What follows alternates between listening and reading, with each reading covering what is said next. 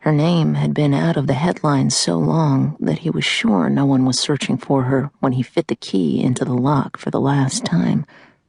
The door swung wide on its hinges, but he felt no need to secure it behind him. The steps groaned beneath his weight as he descended into the basement and ordered her to stand and face the wall. First came the blindfold. Next, the handcuffs.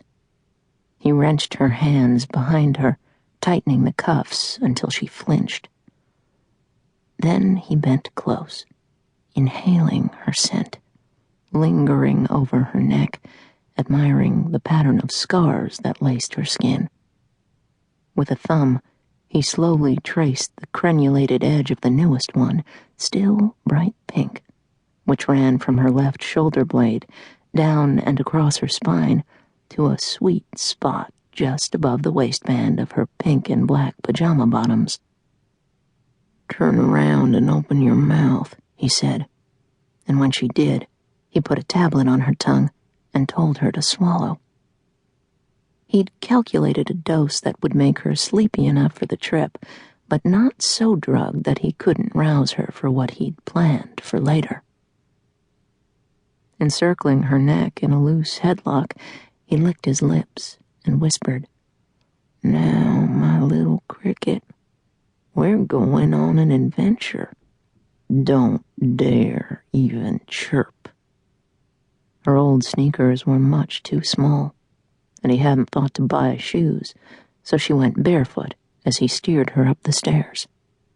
He paused at the door and snapped off the only burning light before moving through the kitchen toward the back, where he had everything ready. He peeked through the blinds. The neighborhood was quiet.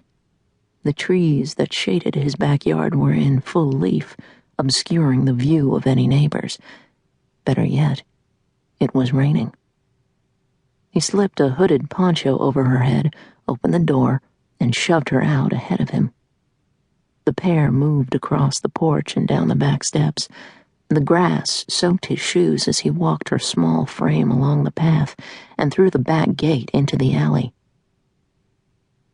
It was well past midnight, and he had planned out every detail, but this was the risky part. A street light glared across one unavoidable stretch. In just 3 paces, they were back in the protective shadows, and in 3 more, they were at the car. The silver Mercury Grand Marquis was parked at an angle, with the trunk unlatched. He opened it, lifted her in his arms, and quickly placed her inside, muttering, "Lie down and be still." He had lined the trunk with an old quilt earlier that night. This was mainly to dampen any sound, but it also gave her a cushion to lie on, and he planned to remind her of this act of kindness if she complained later.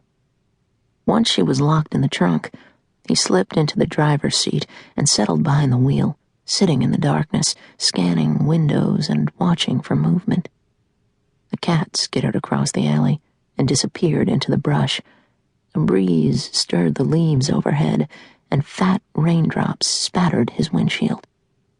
Nothing else. He waited for another moment, stroking his thick, unkempt beard, then turned the key in the ignition and eased the car down the alley, where he clicked on his headlights and turned left. There was no traffic, but the rain was coming down harder now, and he scrupulously watched his speed, braking gently at 2 red lights before turning onto the road that wound through the arboretum. His tires made wet, hissing sounds as he made the turns. Darrell Wayne Flint smiled, glad for the added concealment of the rain, feeling certain that he'd managed it all perfectly.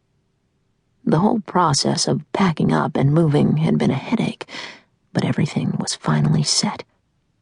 He would soon have her secured in his new house, a roomy place set far back from the road, private and rural, with a big basement that made it all worth the risk. Its floor was flat and even, so that he could wheel his equipment around with no trouble. Its ceiling was high, and the overhead beams would be perfect for securing hooks